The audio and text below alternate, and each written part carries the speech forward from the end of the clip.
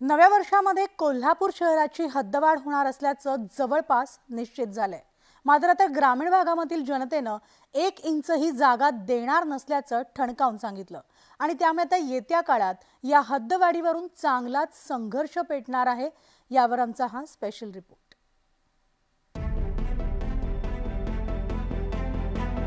कोल्हापूरला महापालिका स्थापन होऊन 51 वर्ष उलटली, मात्र अद्याप महापालिकेची 1 इंच सुद्धा हद्दवाढ झालेली नाही। त्यामुळे शहराचा विकास खुंटलाय। हद्दवाढीचे अनेक प्रस्ताव आले, मात्र राजकीय सोयीसाठी ते बासनात गुंडाळले गेले।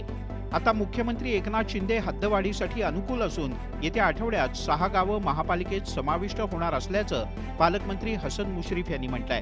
टप्प्याटप्प्यानं का होईना पण हद्दवाढीचं धाडस महायुतीनं दाखवल्यानं शहराच्या हद्दवाढीचा मार्ग मोकळा झालाय।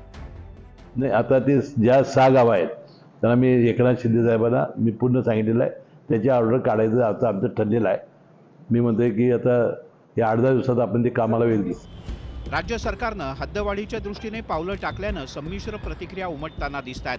ग्रामीण जनतेला विश्वासात घेतल्याशिवाय हद्दवाढ करू नका अशी भूमिका शिवसेना ठाकरे गटानं घेतली, तर सरकारवर निशाणाही साधलाय।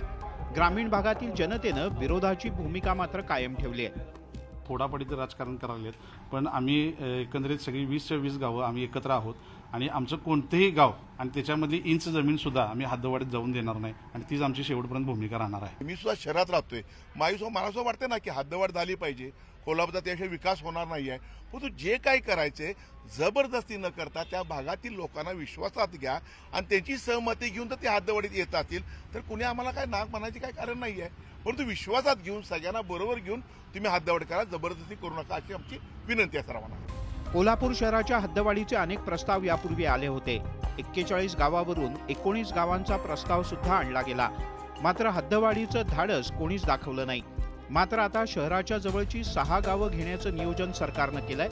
सरकारला यात यश आलं तर इतर गावांचा सुद्धा महापालिकेत समावेश होण्याचा मार्ग मोकळा होईल। ज्ञानेश्वर साळोखे, न्यूज 18 लोकमत, कोल्हापूर।